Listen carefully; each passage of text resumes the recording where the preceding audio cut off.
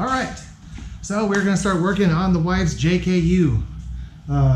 So who I got this from, the genius that he is, took a torch and torched all the bolts off for the body mounts. So, and there's no good way to get them out. So we're gonna cut all the body mounts off the body, weld in steel plate, stick it back on there, mark all the holes, drill them, and then weld nuts on there. That's just the best way that I see this happening, and that's what we're gonna do. So right now we're gonna take the body off of the frame so we can roll the frame out so I can get underneath the body and start welding these in.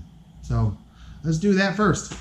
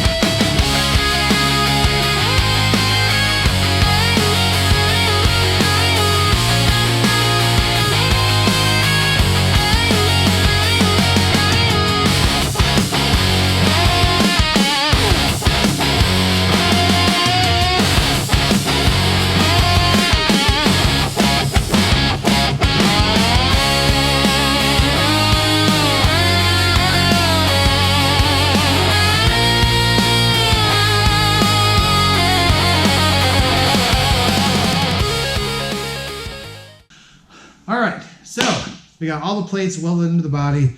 So we essentially cut all the bad body mounts off of the body, welded in new plate, and then we lowered it back down onto the frame.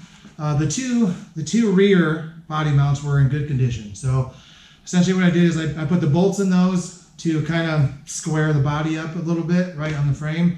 So that way all I gotta do now is go through the bottom, run a punch or a drill bit to mark where I need to drill a hole to where I'll put the new weld nuts in, and then we'll weld the new nuts in, and then we'll be able to bolt this thing down for the final time. Now, there is a couple of concerns because between my own ignorance and the guy that I got it from, these two front frame horns are bent. This one isn't so much bent up and down, but more sideways, just a smidge. This one, the passenger side one, is bent pretty bad. It's way over here, and it needs to be way over here. So I'm just going to probably take a ratchet strap. They're not very strong, and to be able to pull it over, get it into place, so that way we can get the new body mounts on and start putting this thing together. We're going to clean up the engine and the transmission, start cutting out all the old mounts here and making new mounts for the new drivetrain. And then hopefully this thing will be running and driving before we know it. So yeah, let's get to it.